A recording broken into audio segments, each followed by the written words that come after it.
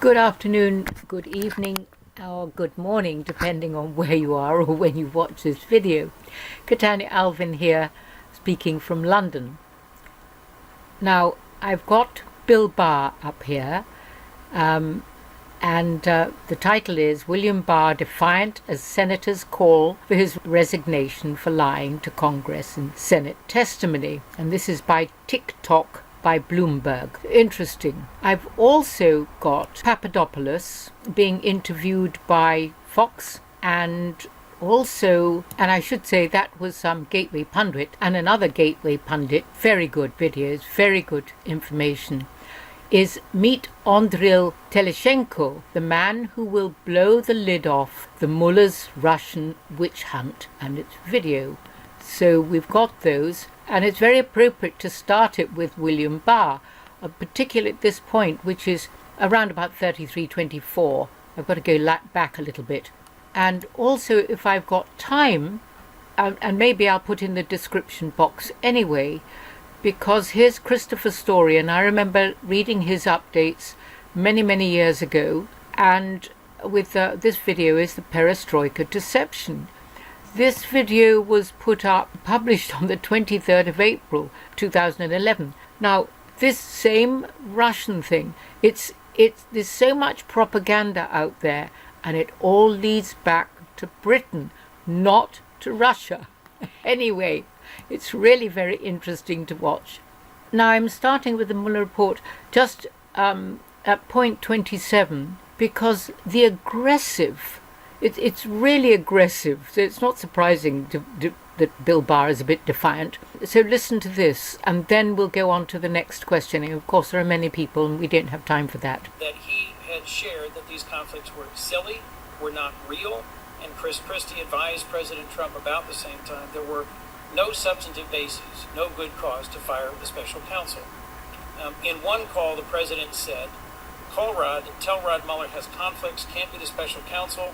Quote, Mueller has to go." And I assume he didn't mean go to Cleveland or go to Seattle. He meant go, be fired. Call me back when you do it. I think the president's demands to fire Mueller without cause are alarming and unacceptable. And Mr. Attorney General, not one bit of what I just described was in your March 24th letter to this committee, was it? No. But it was in the summaries that were offered to you by Special Counsel Mueller and his team, which you chose not to release. Is that correct? They were in complete form in the final report, which I was striving to make public, and which I did make public. Which I respect and appreciate. But a critical 3 weeks passed between when you delivered the letter with the focus on the principal conclusions and when we ultimately got the redacted report. And what I take from the Mueller letter to Why you... Why were they critical? Well, I think that the Volume 2 summary would have revealed to the general public a whole range of inappropriate actions by the president and his core team. I'll go to a second episode that I think is important. On February 5th of 2018, over a week after the story broke publicly that the president ordered his White House counsel to fire the special counsel investigating the president demanded that McGahn create a false record, saying the president never directed McGahn to fire the special counsel. The president wasn't looking for a press statement here. He wasn't looking to correct the record. He wanted a fraudulent record for White House records, a letter that wasn't true. McGahn refused to do it. Again, there's nothing about the president's request to create a false record in your March 24th letter, is there? Well, that's your characterization of it. I've been through it a couple of times, and I think it would be difficult for the government to prove that beyond a reasonable doubt. And an important point here is there are very plausible alternative explanations. But what I was trying to get out was the final report and have one issuance of the complete report. I made it clear in the March 24th letter that Bob Mueller didn't make a decision, but that he felt he could not exonerate the president. That's right. I wasn't hiding the ball on where Mueller was, and that he was presenting both sides of the issue, all the evidence, but he was not making a call that he felt he couldn't exonerate the president. And then I briefly described the process we went through to make a judgment, internal into the Department of Justice.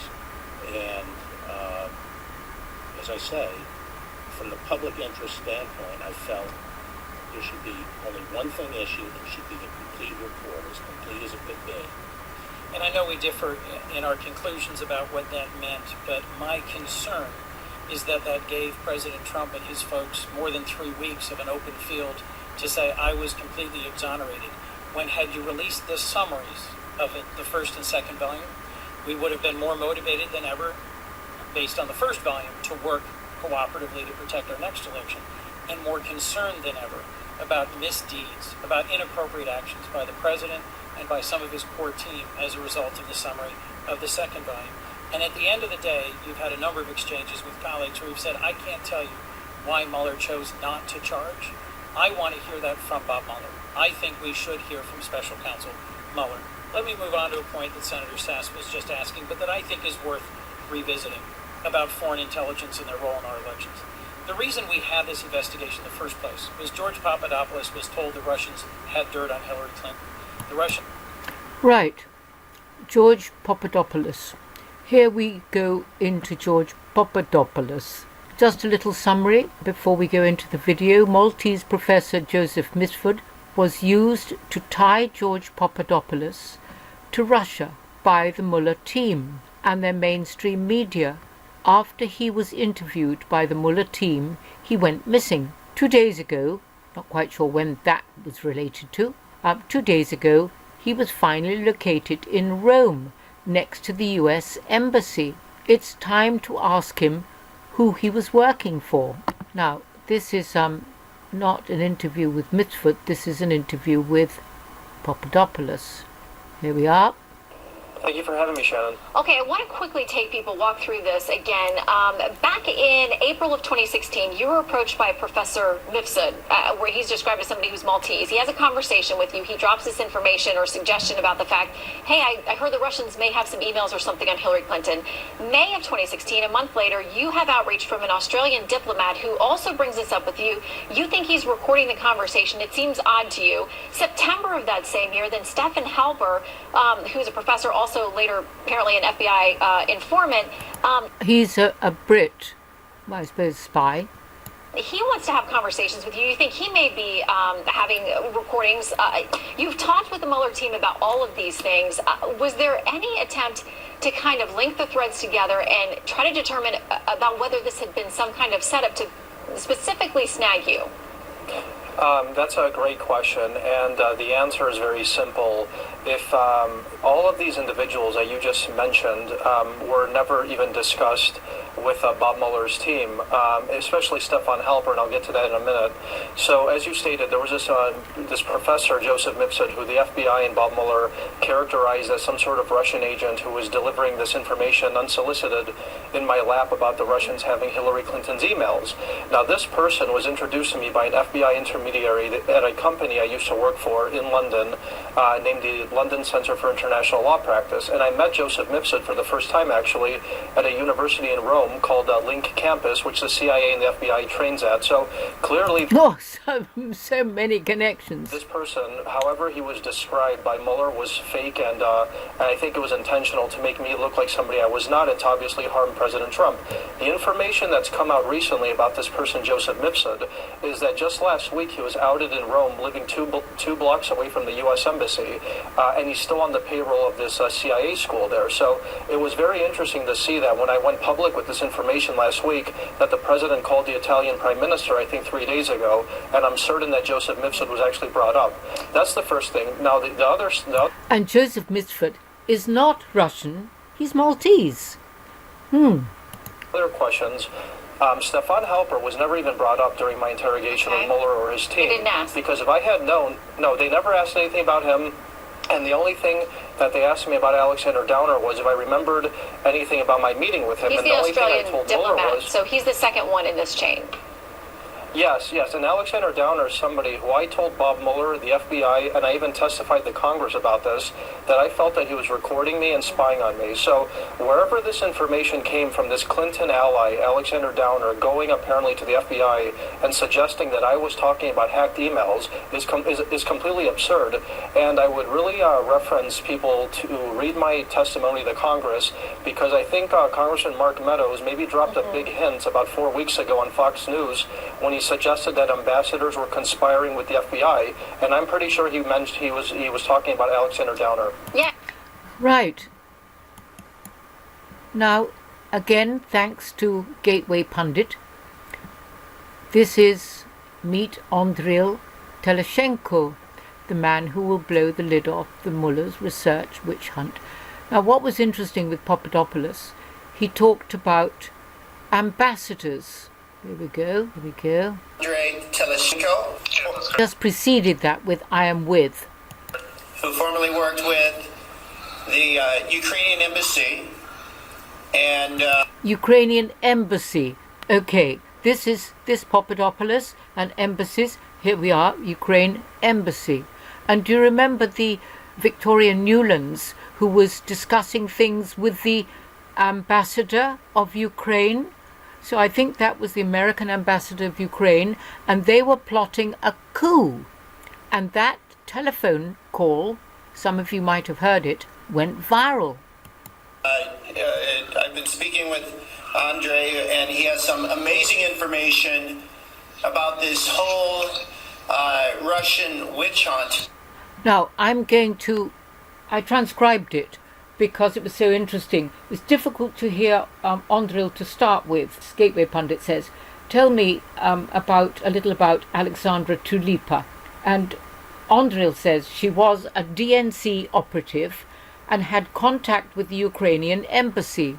I was introduced to her at the end of April. The exact date I don't remember.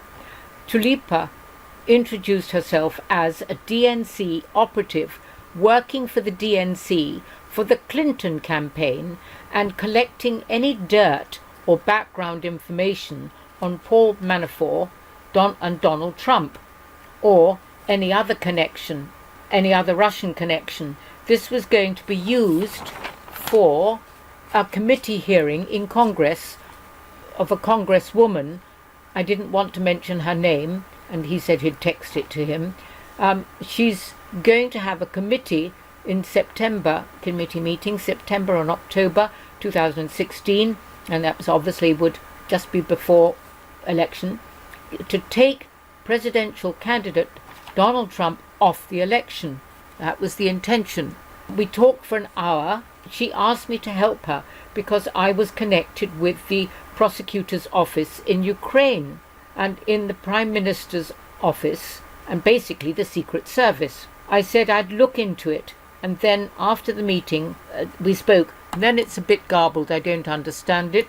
Anyway, it goes on. He's saying either to her or somebody, what are we doing here? This is totally wrong, and you're talking about the Trump campaign. Can you talk to them now? It's totally wrong. We're trying to take sides basically and want one candidate to win. She said to me, Trump is a pro-Russian, but I had my evidence that there was nothing connecting him at that point. And from my standpoint and my investigation, saying there was nothing connecting him to the Russians. She said, he, meaning Trump, is pro-Russian. You have to work with Chalupa. Konstantin, I think I've got that name wrong anyway, is going to free Ukraine. So that's obviously the president of Ukraine. And if we did this in Ukraine, is going to be on a better side. So obviously on the Clinton side, she was thinking, what if she doesn't win, meaning HRC? She didn't answer that. That was my discussion with Schmidt-Saki after meeting with Tulipa.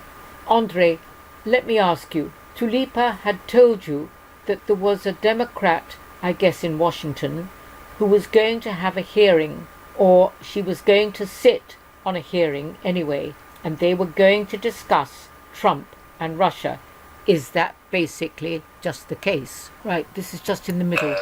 Basically, I from my sources, which I have contacted in Washington, journalists and top newspapers, Wall Street Journal, Washington Post, etc., they did not find anything, and I did not find anything from my sources in Kiev that the Secret Service that connected the presidential candidate Trump to any Russia collusion or FSB actions or etc., etc.